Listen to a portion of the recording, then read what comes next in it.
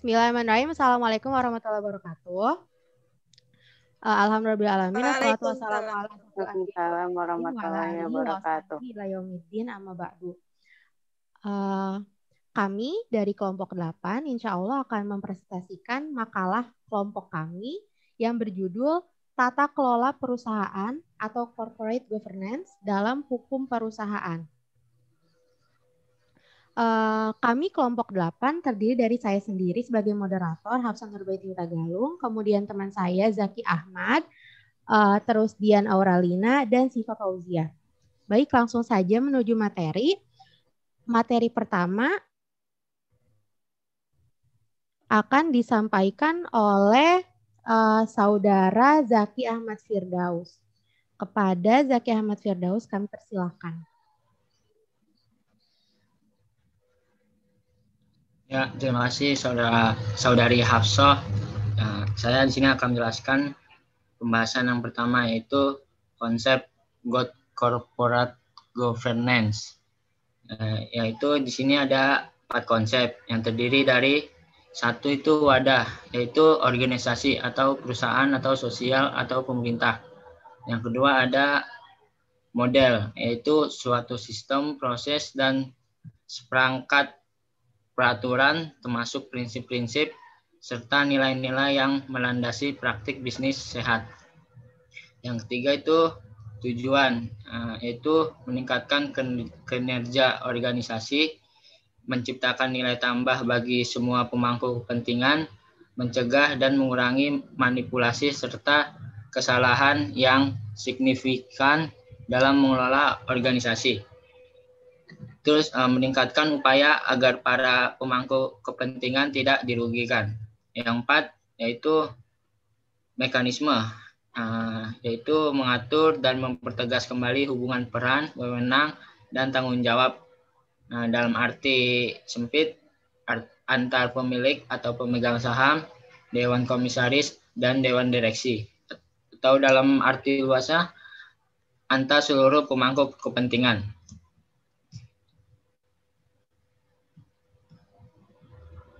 Ya, mungkin sudah dari saya. Baik, terima kasih Saudara Zaki. Kemudian beranjak ke materi kedua tentang pengertian tata kelola perusahaan corporate governance yang akan dibawakan oleh saudari kita Siva Fauzia. Kami persilakan. Ya, terima kasih kepada moderator. Selanjutnya itu mengenai pengertian tata kelola perusahaan atau corporate governance. Jadi pengertian corporate governance secara umum itu merupakan sistem, proses, dan seperangkat peraturan yang mengatur hubungan antara berbagai pihak yang berkepentingan. Sedangkan dalam arti sempit sendiri, corporate governance itu merupakan hubungan antara pemegang saham, dewan komisaris, kemudian dewan direksi demi tercapainya tujuan organisasi. Selanjutnya, corporate governance ini harus didesain untuk mendukung jalannya aktivitas organisasi secara bertanggung jawab. Selain itu juga harus terkendali dengan mengacu pada prinsip-prinsip good corporate governance. Kemudian, ketika menerapkan good corporate governance itu memberikan 4 manfaat. Manfaatnya yaitu yang pertama, meningkatkan kinerja perusahaan melalui terciptanya proses pengambilan keputusan yang lebih baik, meningkatkan efisien perusahaan, serta lebih meningkatkan pelayanan kepada stakeholders. Kemudian manfaat lainnya itu untuk mempermudah diperolehnya dana pembiayaan yang lebih murah. Kemudian mengembalikan kepercayaan investor untuk menanamkan modalnya di Indonesia. Selanjutnya itu pemegang saham akan merasa puas dengan kinerja perusahaan karena sekaligus akan meningkatkan stakeholders values dan dividen. Selanjutnya itu jadi tujuan dari corporate governance ini untuk melindungi hak dan kepentingan pemegang saham dan para stakeholders yang bukan pemegang saham. Kemudian selain itu untuk meningkatkan nilai perusahaan dan pemegang saham serta meningkatkan efektivitas dan mutu hubungan kerja antara dewan direksi dan manajemen perusahaan. Kemudian dalam corporate governance itu terbagi dua kelompok mekanisme. Yang pertama ada internal mekanisme seperti proporsi dewan direksi atau komisaris, kepemilikan manajerial, dan komposisi eksekutif. Yang kedua itu ada mekanisme eksternal seperti pengendalian oleh pasar, kepemilikan institusional, serta audit oleh auditor eksternal. Mungkin saya kembalikan kepada moderator. Baik, terima kasih kepada Saudari Syifa Fauzia. Selanjutnya. Baik, saya akan menjelaskan mengenai prinsip-prinsip corporate governance. Nah, sebelum saya menjelaskan mengenai prinsip-prinsip corporate governance ini, maka perlu diketahui bahwasanya ada istilah yang disebut dengan good corporate governance, yaitu tata kelola pemerintahan yang baik. Nah, prinsip-prinsip good corporate governance ini atau tata kelola pemerintahan yang baik ini diatur dalam Undang-Undang Nomor 40 Tahun 2007 tentang perseroan terbatas. Lalu ada Undang-Undang Nomor 8 Tahun 1995 tentang pasar modal. Lalu ada Undang-Undang Nomor 10 Tahun 1998 perbankan, Undang-Undang Nomor 19 Tahun 2003 tentang BUMN, dan Undang-Undang Nomor 25 Tahun 2007 tentang penanaman modal. Nah, menurut Organisasi for Economic Cooperation and Development, nah mereka menjelaskan bahwa prinsip-prinsip corporate governance ini ada 4, yaitu yang pertama transparansi. Nah, transparansi ini sendiri bisa dikatakan sebagai keterbukaan informasi yang ada di dalam perusahaan tersebut. Yang kedua yaitu akuntabilitas. Nah, akuntabilitas ini bisa dikatakan dengan kejelasan fungsi, struktur, sistem, dan pertanggungjawaban elemen perusahaan. Nah, yang ketiga yaitu ada keadilan atau fairness. Nah, bahwasanya dalam sebuah perusahaan, tata kelola perusahaan yang baik itu adanya terwujudnya keadilan yang baik antara pemangku atau stakeholder dengan perusahaan. Lalu ada responsibilitas atau tanggung jawab. Nah, sementara menurut Ahmad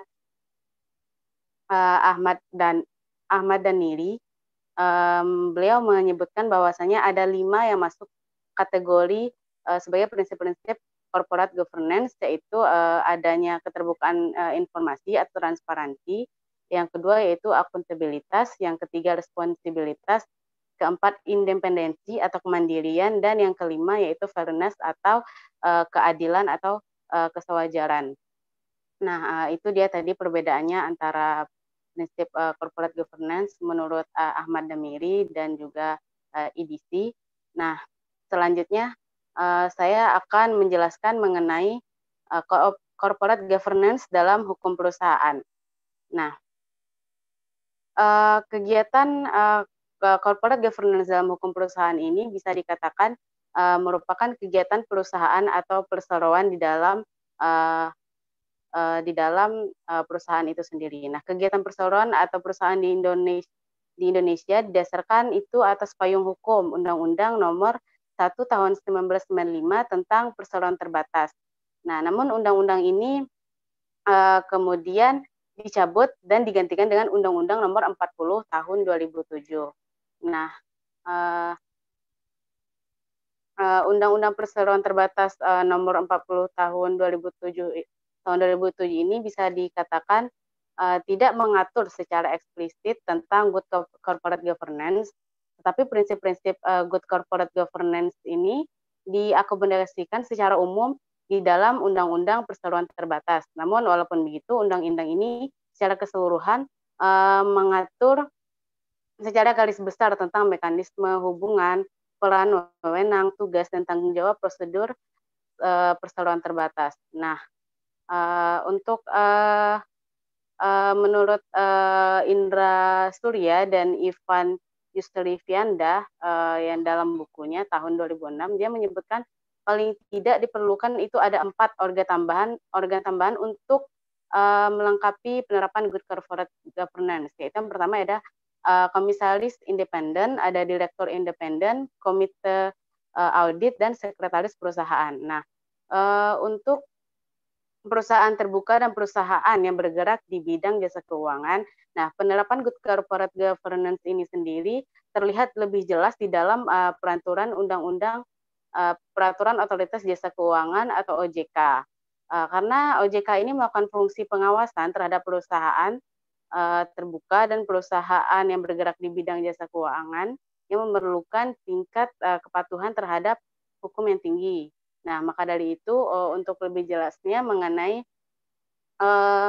bagaimana hukum perusahaan diatur dalam bidang jasa keuangan, maka itu telah diatur di POJK nomor 73, POJK nomor 5 tahun 2016, yaitu tentang tata kelola perusahaan yang baik bagi perusahaan perasuransian.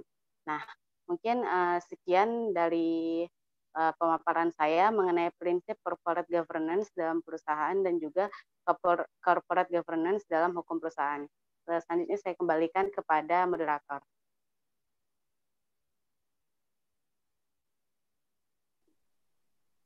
Terima kasih kepada Saudari Dian Auralina.